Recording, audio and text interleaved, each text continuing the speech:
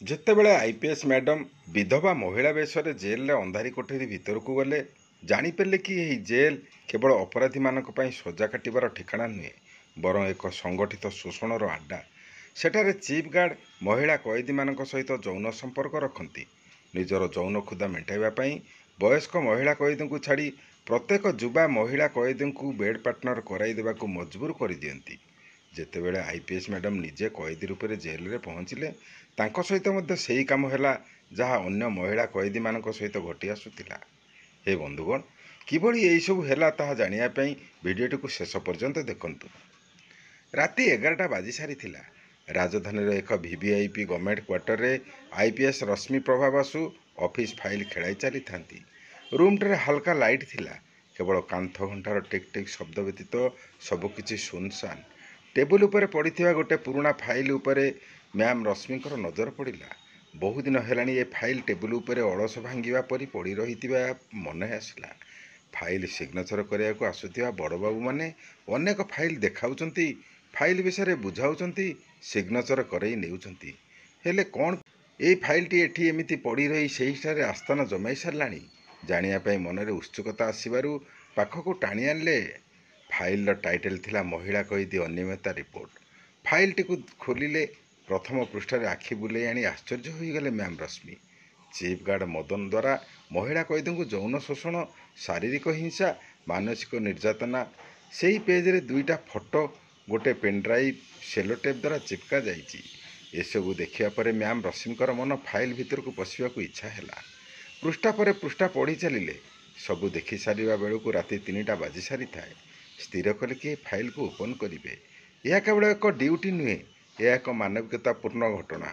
Government agency ଦ୍ୱାରା ଯାଞ୍ଚ କରାଇବା ଟାଇମ୍ ଟେକିଂ। ଯେତେବେଳେ ଜଣେ ଲେଡି ଆଇପିଏସ୍ ବିଧବା ମହିଳା ହୋଇ ଜେଲର ଅନ୍ଧାରୀ କୋଠରୀକୁ ଗଲେ, ସେଠାରେ ତାଙ୍କୁ ଜଣାପଡ଼ିଲା କି ଜେଲ୍ କେବଳ ଅପରାଧୀମାନଙ୍କ ପାଇଁ ସଜା କାଟିବାର ଠିକଣା ନୁହେଁ, ବରଂ ଏକ ସଂଗଠିତ ଶୋଷଣର ଆଡ୍ଡା। ସେଠାରେ ଚିଫ୍ ଗାର୍ଡ ମହିଳା କଏଦୀମାନଙ୍କ ସହିତ ଯୌନ ସମ୍ପର୍କ ରଖନ୍ତି।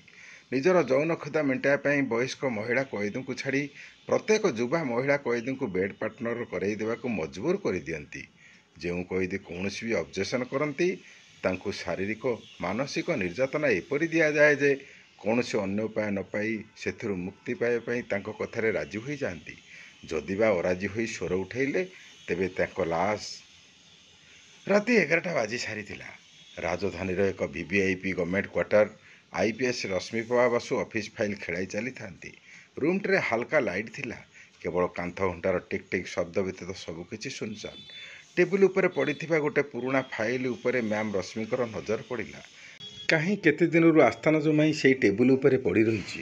ବହୁତ ଦିନ ହେଲାଣି ଆଇପିଏସ୍ ରଶ୍ମିତା ସେହି ଫାଇଲ୍ଟିକୁ ଦେଖିବାକୁ, ତା ବିଷୟରେ ଜାଣିବାକୁ ଇଚ୍ଛା କରିକି ବି ସମୟ ଅଭାବରୁ ତାହା ଜାଣିପାରିନାହାନ୍ତି।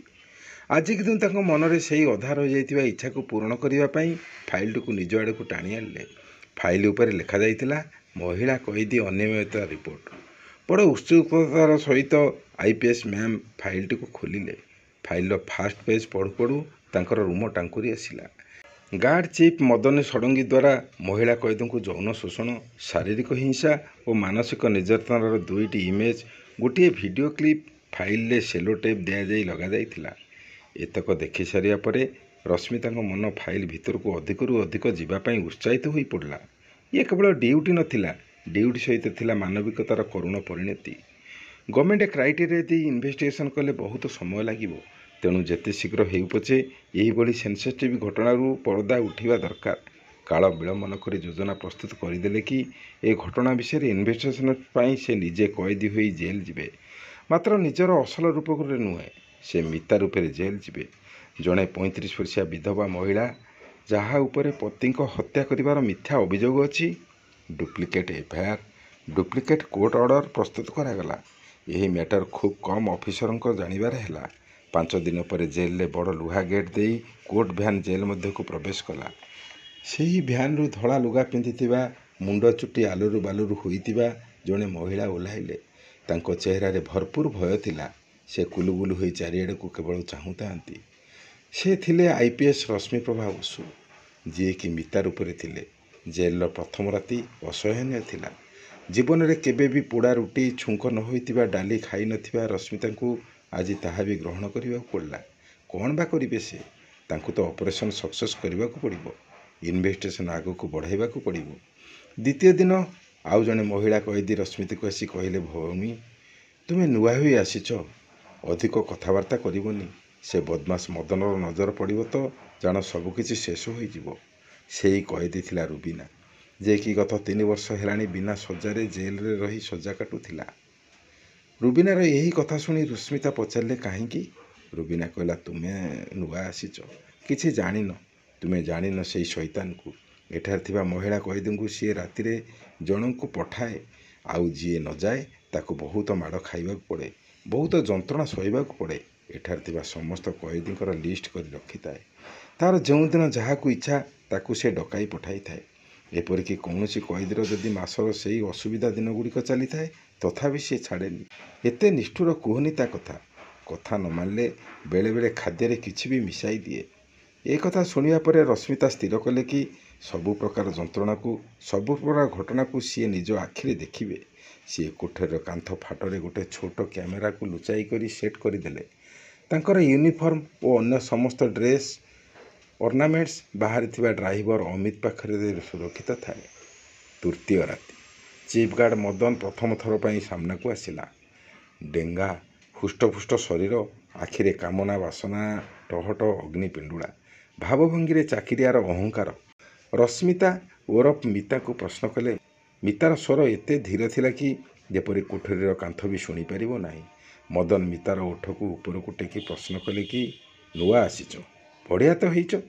ତା କଥାବାର୍ତ୍ତାରୁ ଏପରି ଲାଗୁଥାଏ କି ଖୁବ୍ ଶୀଘ୍ର ସିଏ ମିତାକୁ ବି ତାର ରାସ୍ତାକୁ ନେଇଯିବ, ଯେଉଁ ରାସ୍ତାରେ ଜେଲ ଭିତରେ ଥିବା ସମସ୍ତ ମହିଳା କଏଦୀ ଯାଇସାରିଛନ୍ତି। ରଶ୍ମିତା କ୍ୟାମେରାର ରେକର୍ଡିଂକୁ ଚେକ୍ କରିଦେଲେ। ସବୁ ଠିକ୍ଠାକ୍ ଚାଲୁଥିଲା। ସେହି ରାତି ରଶ୍ମିତାକୁ ନିଦ ଆସିଲା ନାହିଁ। ମନ ମଧ୍ୟରେ ଥିବା ଷଡ଼ଯନ୍ତ୍ର ଜାଲରେ କିଭଳି ଶିକାର ଧରାଦେବ, ସେହି ଭାବନାରେ ରାତି ପାଇଗଲା। ପାପିର ସରିବା ଦିନ ଓଲଟା ଗଣତି ଆରମ୍ଭ ହୋଇଯାଇଥିଲା। ପୂର୍ବ ରାତିରେ ଜେଲ ସାରା ଏକ ଅଦ୍ଭୁତ ପ୍ରକାର ନୀରବତା ଥିଲା। ରଶ୍ମିତା, ଯିଏକି ମିତା ବେଶରେ ଥିଲେ, ନିଜ କୋଠରୀରେ ଗୋଟେ କୋଣରେ ବସି ନିଜ ଭାବନା ରାଜ୍ୟରେ ବିଚରଣ କରୁଥିଲେ। ୟା ଭିତରେ 3 ଦିନ ବିତି ସାରିଥାଏ। କିନ୍ତୁ ଯେଉଁ ଭୟାବହତାର କଳ୍ପନା ସେ କରୁଥିଲେ, ବାସ୍ତବରେ ତାହା ତାଠାରୁ ଅଧିକ ଭୟାନକ ଥିଲା। ଅଚାନକ ଗେଟ୍ ଖୋଲିଲା। 2 ଜଣ ଲେଡି ଗାର୍ଡ ଭିତରକୁ ଆସି କହିଲେ, 114 ନମ୍ବର ବାହାରକୁ ଚାଲ, ସାହେବ ଡକାଇଛନ୍ତି। 114 ନମ୍ବର ଥିଲା ସେହି ନମ୍ବର ଯାହା ମିତାକୁ ଦିଆଯାଇଥିଲା। ରଶ୍ମିତା ଓରଫ ମିତା ଅନ୍ତର ଭିତରେ ନିଜକୁ ମଜବୁତ କରିନେଲେ। ବାହାରକୁ ଆସିଲେ। ତାଙ୍କୁ ଜେଲର ସେହି ଅଞ୍ଚଳକୁ ନିଆଗଲା ଯେଉଁ ଏରିଆ ସାଧାରଣ କଏଦୀଙ୍କ ପାଇଁ ନିଷିଦ୍ଧାଞ୍ଚଳ ହୋଇ ରହିଥିଲା। ସେଠାରେ ଥିଲା ଚିଫ୍ ଗାର୍ଡ ମଦନଙ୍କର ସ୍ପେଶାଲ ରୁମ୍, ପର୍ସନାଲ ରୁମ୍, ଯାହାକି କୌଣସି 5 ଷ୍ଟାର ହୋଟେଲର ରୁମ୍ ଠାରୁ କମ୍ ନଥିଲା। ଏସି ଲାଗିଥିଲା, ଘର ଭିତରେ ଦାମିକା ବେଡ୍ ପଡ଼ିଥିଲା, ପାଖରେ କଷ୍ଟଲି ସୋଫା, କାଚର ଟେବୁଲ ଉପରେ ଦାମୀ ମଦ ବୋତଲ, ଆଉ କିଛି ଚାଖଣା। ଜେଲ ସତ, ହେଲେ ସମସ୍ତ କଏଦୀଙ୍କ ପାଇଁ ନିଷିଦ୍ଧାଞ୍ଚଳ ଥିଲା ଏ ଏରିଆ। ସାଧାରଣ ଦୁନିଆଠାରୁ ସମ୍ପୂର୍ଣ୍ଣ ଅଲଗା। ମିତାକୁ ନେଇ 2 ଗାର୍ଡ ପହଞ୍ଚିଯିବା ପରେ ମଦନ ସୋଫାରେ ଥାଇ ମିତା ଓରଫ ରଶ୍ମିତାକୁ କହିଲେ, ଆସ ମୋର ରାଣୀ, ତୋତେ ମୋର ଏହି ରୁମ୍କୁ ସୁସ୍ୱାଗତ। ତୋର ନାଁ କ'ଣ ଥିଲା ନା? ମିତା। ହେଲେ ସେ ନାଁ ମୋର ପସନ୍ଦ ନୁହେଁ। ମୁଁ ଆଜିଠାରୁ ତୋତେ ଯେଉଁ ନାଁରେ ଡାକିବି ସେୟା ହେବ ତୋ ନାଁ। ଏ କଥା ଶୁଣି ମିତା ପୁରା ଡରିଗଲା ପରି ଭାବଭଙ୍ଗୀ କରିଲେ। ହେଲେ ତାଙ୍କ ମନ ମଧ୍ୟରେ ଗଦା ହୋଇଥିବା ବାରୁଦ ଯେପରି ଅଗ୍ନି ସଂସ୍ପର୍ଶରେ ଆସି ବିସ୍ଫୋରଣ କରିବ, ସେହିପରି ପ୍ରତୀୟମାନ ହେଉଥାଏ। ବେକରେ ପଡ଼ିଥିବା ମାଳିରେ ଲାଗିଥିବା କ୍ୟାମେରା ଆକ୍ଟିଭ୍ ଥାଏ। ସବୁକିଛି ରେକର୍ଡିଂ ହେଉଥାଏ। ମଦନ ଉଠି ଆସି ମିତାଙ୍କୁ କୁଣ୍ଢାଇବାକୁ, ପାଖକୁ ଭିଡ଼ି ନେବାକୁ ଯାଉଛନ୍ତି। ମିତା ତାଙ୍କୁ ପେଲି ଦେଇ ପଛକୁ ହଟିଗଲା। ମିତା ଥରଥର କଣ୍ଠରେ କହିଲେ କି, ଏସବୁ କ'ଣ ହେଉଛି ସାର୍? ମଦନ କହିଲା, ଇଏ ତ ଆରମ୍ଭ ମାତ୍ର ମାଇଁ ଡାର୍ଲିଂ। ଏଠାରେ ଅପୋଜ କରିବାର ନାହିଁ, ଅଭ୍ୟାସରେ ପରିଣତ କରିବାର ଅଛି। ତୋ ପୂର୍ବରୁ ଅନେକ ଏମିତି ନଖରା ଦେଖେଇଛନ୍ତି, ହେଲେ କେହି ବି ବର୍ତ୍ତି ନାହାନ୍ତି। ଯିଏ ତ ମୋ କଥାରେ ରାଜି ହୋଇଛି ସେ ବାକି ଜୀବନ ଜିଇଁଛି, ଆଉ ଯିଏ ମୋ କଥାରେ ଏପଟ ସେପଟ ହୋଇଛି ତାର ଲାଶ ପାଖରେ ଥିବା କୂଅ ଭିତରୁ ମିଳିଛି। ମୁଁ ମାରିକି ସେଇଠି ପକେଇ ଦିଏ, ଆଉ ରିପୋର୍ଟ ଲେଖାଯାଏ କି ସୁଇସାଇଡ୍ ବୋଲି। ପୋଷ୍ଟମର୍ଟମ ରିପୋର୍ଟ ବି ସେଇଆ ଆସେ। ଏଣୁ ତୁ ବିଚାର କର, ମୋ କଥାରେ ରାଜି ହୋଇ ବାକି ଜୀବନ ଶାନ୍ତିରେ ଜିଇଁବୁ ନା ଡେଡ୍ ବଡି ହୋଇ ସେଇ କୂଅର ଭିତରକୁ ଯିବୁ। ମଦନ କଲିଂ ବେଲ୍ ବଜାଇଲେ। ସଙ୍ଗେ ସଙ୍ଗେ ଜଣେ ଲେଡି ଗାର୍ଡ ରୁମ୍ ଭିତରକୁ ଆସିଲା। ମଦନ କହିଲେ କି, ୟାକୁ ତା ସେଲ୍ ଭିତରକୁ ନେବା ଦରକାର ନାହିଁ, ୟାକୁ ଏଇ ପାଖରେ ଥିବା ବ୍ୟାରେକ୍ରେ ରଖ। ତାଙ୍କ ଅର୍ଡର ପାଇବା କ୍ଷଣି ରଶ୍ମିତାକୁ ଏକ ନୂଆ ରୁମ୍କୁ ସିଫ୍ଟ କରାଗଲା। ଅବଶ୍ୟ ଏ ରୁମ୍ଟି ସେ ରୁମ୍ ପରି ନଥିଲା, ସଫାସୁତୁରା, ରହିବା ଉପଯୋଗୀ। ହେଲେ ମାଛ ଜାଲରେ ପଡ଼ି ଛଟପଟ ହେବା ପରି ଲାଗିଲା ମିତାଙ୍କୁ। ରାତି 2ଟା ବାଜିବାର ସଂକେତ ପାଚେରୀ ଉପରେ ଥିବା ବଡ଼ ଘଣ୍ଟାରୁ ଢନ୍ ଢନ୍ ଆୱାଜରୁ ଜାଣି ହେଲା। ଚାରିଆଡ଼ ସୁନସାନ। ମଝିରେ ମଝିରେ ଡ୍ୟୁଟି କରିଥିବା ଗାର୍ଡମାନଙ୍କର ହୁଇସିଲର ଶବ୍ଦ ଭାସି ଆସୁଥାଏ। ବ୍ୟାରକର ପାଖକୁ ଲାଗିଥିବା ବୁଢ଼ା ତେନ୍ତୁଳି ଗଛରେ ପେଚା ବସି ହୁଁ ହୁଁ ଶବ୍ଦ କରୁଥାଏ। ମିତାଙ୍କର ରୁମ୍କୁ କବାଟ ଖୋଲିଗଲା। ରୁବିନା ଚୁପଚାପ ଭିତରକୁ ଆସିଲା। ତାକୁ ଦେଖିଲା ମିତା ଡରିଲେ ନାହିଁ। ରୁବିନା କହିଲା କି ମିତା, ତୁମେ ସାବଧାନ ରହିବ। ରାତ୍ରିର ଯେକୌଣସି ସେ ବଦମାସ ତୁମ ପାଖକୁ ଆସିପାରେ। ଅନେକ ମହିଳା କଏଦୀଙ୍କ ଦମ୍ଭ ଅହଙ୍କାର ଏଇ ରୁମ୍ରେ କୁଆଡ଼େ ଲୀନ ହୋଇଯାଇଛି। ମିତାଙ୍କ ଦେହ ଭୟରେ ଶିହରି ଉଠିଲା। ହେଲେ କଥାରେ ଭାବନାରେ ସେ ଆହୁରି ଦୃଢ଼ ହୋଇଗଲେ। ଯେତେ ଦୃଢ଼ ହେଲେ ବି ଅଚେତନ ମନରେ ରହିଥିବା ଆଗାମୀ ସମୟ ପାଇଁ ଭୟ ବି ଥାଏ। ରୁବିନା କହିଲା, ଦେଖ ମିତା, ନିଜକୁ ସଂଯତ କର, ନିଜକୁ ଦୃଢ଼ କର। ଏଠାରେ ଶବ୍ଦ କେବଳ ଏଇ ରୁମ୍ର କାନ୍ଥରେ ହିଁ ମୁଣ୍ଡ ପିଟି ତୁମ ପାଖକୁ ଫେରି ଆସିବ। ଏଇ ରୁମ୍ରୁ ବାହାରକୁ ଥିବା ସ୍ୱର ଯାହା କାନରେ ପଡ଼ିଲେ ବି କେହି ରିଆକ୍ସନ୍ ଦିଅନ୍ତି ନାହିଁ। ତାକୁ ପ୍ରତିବାଦ କରିବା ତ ଦୂରର କଥା, ଏଇ ଏରିଆକୁ ତା ଭୟରେ କେହି ଆସନ୍ତି ନାହିଁ। ମୁଁ ଶୁଣିଛି ଏଇ ରୁମ୍ର ଆୱାଜରେ 2 ଜଣ ଗାର୍ଡ ବ୍ୟାରେକ୍ ଭିତରକୁ ପଶି ଆସିଥିଲେ। ଦେଖାଗଲା କି ସେ 2 ଜଣ ତା ପରଦିନ ଏଇ ବୁଢ଼ା ତେନ୍ତୁଳି ଗଛରେ ରସି ଲଗାଇ ସୁଇସାଇଡ୍ କରିଥିଲେ। ସେ ଜହ୍ଲାଦର ହାତ ବହୁତ ଲମ୍ବା। ଅଫିସର ଠାରୁ ଆରମ୍ଭ କରି ଡାକ୍ତର, ନେତା, ମନ୍ତ୍ରୀଙ୍କୁ ସେ ହାତ ମୁଠାରେ ରଖିଛି। ମିତା ଏକଥା ଶୁଣି କହିଲେ କି ରୁବିନା, ମୁଁ ପ୍ରମିସ୍ କରୁଛି, ଅନ୍ୟ ଲେଡିଙ୍କ ଭଳି ମୁଁ ତା କଥାରେ ଫସିଯିବି କି ତା ପ୍ରେସରରେ ଡରିଯିବିନି। ଆଉ ରହିଲା ବୁଢ଼ା ତେନ୍ତୁଳି ଗଛ ପାଚେରୀ କରରେ ଥିବା କୂଅ କଥା, ତୁମେ ଖାଲି ଦେଖ ରୁବିନା ମୁଁ କ'ଣ କରୁଛି। ଏଇଭଳି 2 ଦିନ କଟିଗଲା। ମଦନ କେତେବେଳେ ମିଠା ମିଠା କଥା ତ କେତେବେଳେ ଜବରଦସ୍ତି ସବୁ ପ୍ରକାର ଉପାୟ କରିଚାଲିଲେ। ହେଲେ ମିତା ଓରଫ ରଶ୍ମିତା ମୁଣ୍ଡ ନୁଆଁଇବାର ନାହିଁ।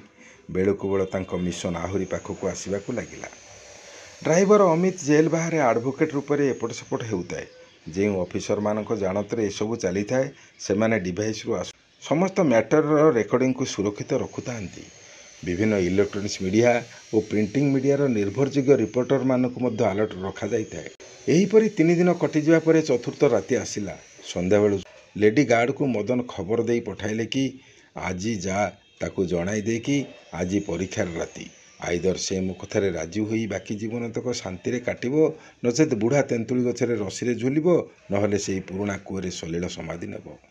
ଏ କଥା ଶୁଣି ମିତା ଦୂରରେ ଥିବା ରୁବିନାକୁ ହାତ ଠାରି ପାଖକୁ ଡାକି ତା ପୁରୁଣା ରୁମ୍ରେ ଯେଉଁଠି କ୍ୟାମେରା ଲଗାଇଥିଲା ତାକୁ ଓ କବାଟ ଉପରେ ଲଗାଇଥିବା ଡିଭାଇସ୍କୁ କିପରି ଲୁଚାଇକି ଆଣି ଦେବ କହିଲା। ରୁବିନା ମଧ୍ୟ ଅତି ସତର୍କତାର ସହିତ ସେ କାମକୁ କରିଦେଲା। ଡିଭାଇସ୍ ମାଧ୍ୟମରେ ମିତା ଅମିତକୁ ଆଲର୍ଟ କରିଦେଲା। ଅମିତ ସିଗ୍ନାଲ ପାଉ ପାଉ ଅନ୍ୟ ଅଫିସର, ମିଡ଼ିଆ ସମସ୍ତଙ୍କୁ ଆଲର୍ଟ କରିଦେଲେ। ଆଜି ତାଙ୍କ ମିଶନର ଲାଷ୍ଟ ଟଚ୍ ଦିଆଯିବ। ଠିକ୍ ରାତି 11ଟା ବାଜିଲା। ମଦନ ବାହାରେ ଜୋତାର ସାଉଣ୍ଡ ଶୁଣି ମିତା ଡିଭାଇସ୍କୁ ଆଲର୍ଟ କରିଦେଲେ। ଜେଲ୍ ବାହାରେ ଥିବା ଅମିତ, କୋର୍ଡିନେଟ୍ ଷ୍ଟାଫ୍ମାନେ ଆଲର୍ଟ ହୋଇଗଲେ। ପୋଲିସ କମିଶନର, ମହିଳା କମିଶନର ଅଧ୍ୟକ୍ଷ, ସାମ୍ବାଦିକ ଜେଲ୍ ଭିତରକୁ ପ୍ରବେଶ କଲେ। ରଶ୍ମିତା, ଯିଏକି ମିତା ରୂପରେ ଥିଲେ, ମନରେ ଆଉ ଦୁର୍ବଳ ନଥିଲେ। ଆଖିରେ ଯେପରି ଅଗ୍ନି ସ୍ଫୁରିତ ହେଉଥିଲା। ମନ ମଧ୍ୟରେ ଏକ ତୁଫାନ ଜମାଟ ବାନ୍ଧି ସାରିଥିଲା। ତାଙ୍କ ମିଶନ ନିର୍ଣ୍ଣାୟକ ମୋଡ଼ରେ ପହଞ୍ଚିବାର ଅପେକ୍ଷାରେ ଥିଲା। ମଦନ ଅତି ଦର୍ପର ସହିତ କବାଟକୁ ଗୋଟାଏ ଧକ୍କା ଦେଲା। ମଦ ନିଶାରେ ପାଦ ଟଳମଳ ହେଉଥାଏ। ହାତରେ ଧରିଥାଏ ଆଉ ଏକ ମଦ ବୋତଲ। ଯେଉଁ 2 ଲେଡି ଗାର୍ଡ ମିତାକୁ ଜଗିଥିଲେ, ସେମାନେ ମଦନର ଆସିବା ଯୋଗୁଁ ସେଠାରୁ ଚୁପଚାପ ବାହାରିଗଲେ। ମଦନ କହିଲା, ଆଜି କୌଣସି ବାହାନା କରିବାର ନାହିଁ।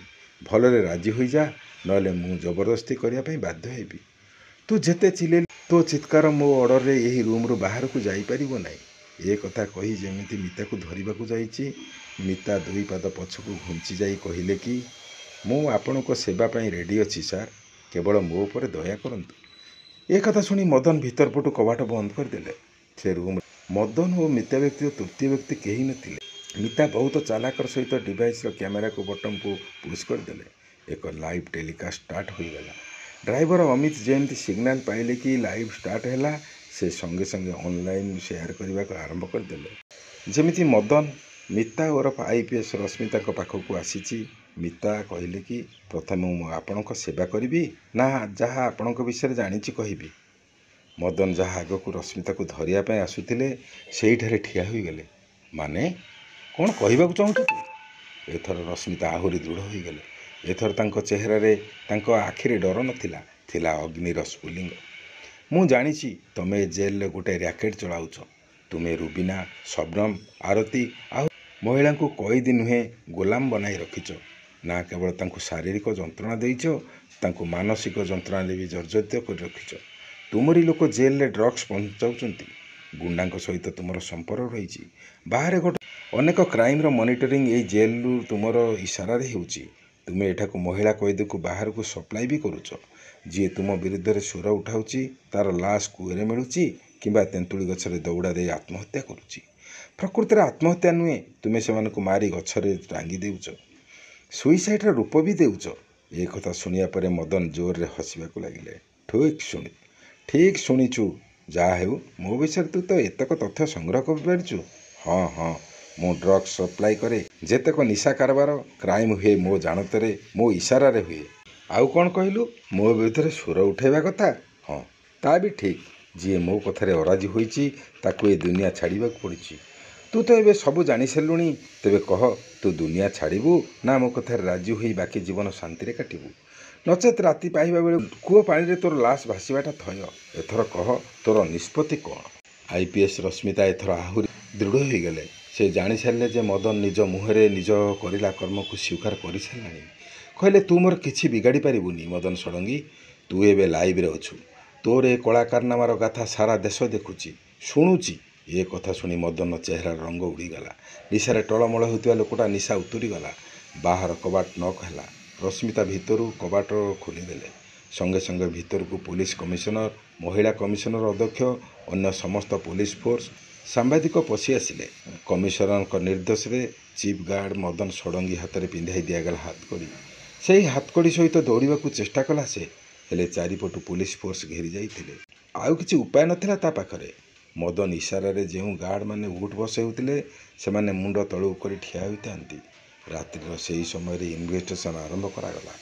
ମଦନକୁ ପୋଲିସ କଷ୍ଟଡି ମଧ୍ୟରେ ହାଜତକୁ ନିଆଗଲା। ବର୍ତ୍ତମାନ ମିତା ହୋଇ ନଥିଲେ। ବର୍ତ୍ତମାନ IPS ରଶ୍ମି ପ୍ରଭା ରୂପରେ ଉଭା ହୋଇଥିଲେ। ତାଙ୍କ ପ୍ରତି କିଏ କି ପ୍ରକାର ବ୍ୟବହାର କରିଛନ୍ତି ସେହି କଥା ଅନ୍ୟ ଷ୍ଟାଫ୍ମାନେ ନିଜକୁ ନିଜ ତର୍ଜମା କରୁଥାନ୍ତି। ଷ୍ଟାଫ୍ ଏପରି ମନର ଭାବନାକୁ ଠିକ୍ ପଢ଼ିପାରିଲେ IPS ରଶ୍ମିତା। କହିଲେ କି, ମୋ ମିଶନ ଏବେ ଶେଷ ହୋଇଛି। ଆପଣମାନଙ୍କୁ ମୋର ଏତିକି କହିବାର ଅଛି କି ଆପଣମାନେ ଅନ୍ୟାୟକୁ ଏପରି ମୁଣ୍ଡପାତି ସହିବାର ଅର୍ଥ ପରୋକ୍ଷରେ ବି ଆପଣମାନେ ଏହି କାର୍ଯ୍ୟରେ ସାମିଲ। ନିୟମ ଅନୁଯାୟୀ ୟା ଉପରେ ତ ଇନଭେଷ୍ଟିଗେସନ୍ ହେବ। ଯେତେବେଳେ ଇନଡାଇରେକ୍ଟଲି ଅନ୍ୟାୟକୁ ସପୋର୍ଟ କରିଥିବାରୁ IPC ଧାରା ଅନୁଯାୟୀ ଯାହା କିଛି ହେବାର ଥିବ ନିଶ୍ଚୟ ଘଟିବ। ଆପଣମାନେ ଯଦି ପ୍ରଥମରୁ ନିଜର ସ୍ୱରକୁ ଶାଣିତ କରିଥାନ୍ତେ ଏପର୍ଯ୍ୟନ୍ତ ଘଟଣା ଘଟିନଥାନ୍ତା କି ଆମମାନଙ୍କୁ ଅନେକ ମା, ଭଉଣୀ, ଝିଅଙ୍କ ଜୀବନକୁ ଅକାଳରେ ଝାଡ଼ିବାକୁ ଦିଆଯାଇନଥାନ୍ତା। ଇଏ ଥିଲା ଗୋଟେ ବଦମାସ ଅଫିସରଙ୍କ କଳା କାରନାମା। ୟା ପଛରେ ଲୁଚି ରହିଥିବା ର୍ୟାକେଟ୍। ଯେଉଁ ଡକ୍ଟରମାନେ ମର୍ଡରକୁ ସୁଇସାଇଡ୍ ରୂପ ଦେଉଥିଲେ, ଯେଉଁ ନେତା, ଯେଉଁ ମନ୍ତ୍ରୀଙ୍କ ଇସାରାରେ ସୁନ୍ଦରୀ ମହିଳା କଏଦୀଙ୍କୁ ବେଡ୍ ପାର୍ଟନର କରିବା ପାଇଁ ବାହାରକୁ ସପ୍ଲାଏ କରାଯାଉଥିଲା, ତାଙ୍କର ଅସଲ ଚେହେରା ମୁଁ ନିଶ୍ଚିତ ଖୋଜି ବାହାର କରିବି। ଏସବୁ ଜାଣିବା ପାଇଁ ନେକ୍ସଟ ଭିଡ଼ିଓକୁ ଅପେକ୍ଷା କରନ୍ତୁ। ଲାଇକ୍, ସେୟାର କରିବାକୁ ଭୁଲନ୍ତୁ ନାହିଁ। ଯେଉଁମାନେ ଫାର୍ଷ୍ଟ ଟାଇମ୍ ସାଇଟ୍ଟିକୁ ଭିଜିଟ୍ କରିଛନ୍ତି, ସବସ୍କ୍ରାଇବ୍ କଲେ ନେକ୍ସଟ ଭିଡ଼ିଓ ଆପଣଙ୍କ ପାଖରେ ନିଶ୍ଚୟ ପହଞ୍ଚି ପାରିବ। ଧନ୍ୟବାଦ।